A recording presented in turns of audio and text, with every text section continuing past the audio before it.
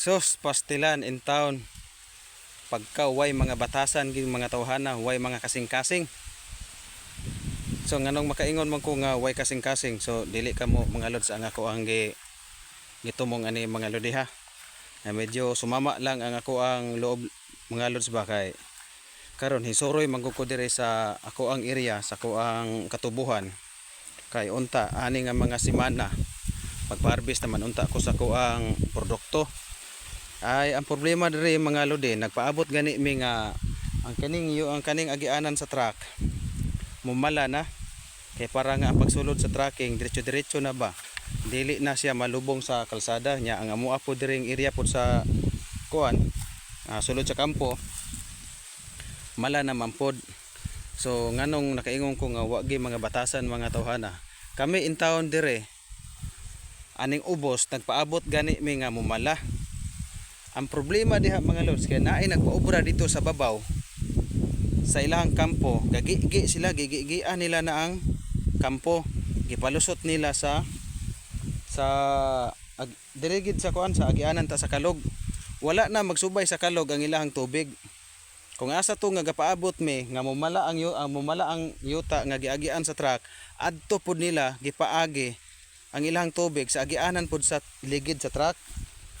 Nya unsa man namo na pagmala may unta mga lods kung na ako'y naabtan nito ganiha nga tao o gaobra kami istorya unta nako nga ayaw ninyo diha og ipaagi ang inyong tubig nga gigigi nga gikan sa kampo kay naa sa kalsada. Kay kami gani nga kapaabot unta mi nga mumala dire kay para ma-harvest na ning amo ang tubo. Kay ang uban dire mga lodi gulang na kay nilang mga tubo, over na sa mans ambot kung may tamis pa ba ng tubo ha. Kay ang tendency magud sa tubo mga lods nga sobraan na siya sa ka-over, sa kagulang, mubangag na siya sa tunga.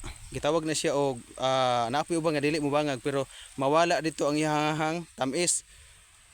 Masubokon ang dito sa tunga mo na nga ang giapas sa tapasiro bugat nya, ang sa giapas pud sa namo mga planters bugat og ang katamis nya. Unsaon pa man namo ana. So shout out diha kung kaila mo nako sa dire around sa Santa Ana, kung makita nyo ni akong vlog, mamalihog lang pug ko ninyo kay kamo nangubra gipaobra mo anang plantera anang kampuha unta pod hunaon po ninyo nga kaming diri sa taga-ubos gapaabot po mi nga mumala ang yuta ang kaning agianan sa truck kay pertigi nga pagkalawma anha man pod nyo gipaagi ang inyong tubig naa gasubay sa agianan sa ligid sa truck. Isugpon to nako diri mga lodi kung unsay sitwasyon ri pakita nako ninyo og diri nako to. Bye bye. So nagpundo siya og diri ang iyahang lusot.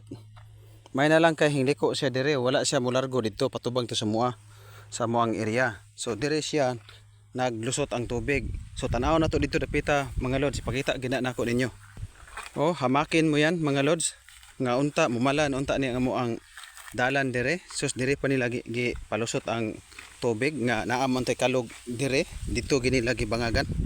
So kani unta nga kalsada hubas-hubas na unta ni siya patubang didto. So wala gid in town sila magunahuna namo. So lantawan ninyo mga lodi, dire sila nagbangag o kaning kampuha o dire gibangagan nila na kanaay mga tubig diha nga nagstock tanawa kung nakita ninyo galihok ang tubig. So dire siya paingon patubang diha ana mga lods. Diri patubang ang ilahang obra. Imbes nga ang kanang agianan sa tubig mao na siya gitawag na mog kalog. Patubang dito na mo na si kalog, dapat ang tubig ana dire. Dili kay andiha wala nila diha bangage. Dire nila gipalusot ang tubig. Dapat unta magunahuna pud mo namo kay kami natablaw na gani mi og ampo sa Ginoo nga mumala ni ang kalsada. Mihon na mo pud hinoon mi gipatamaan hinoon.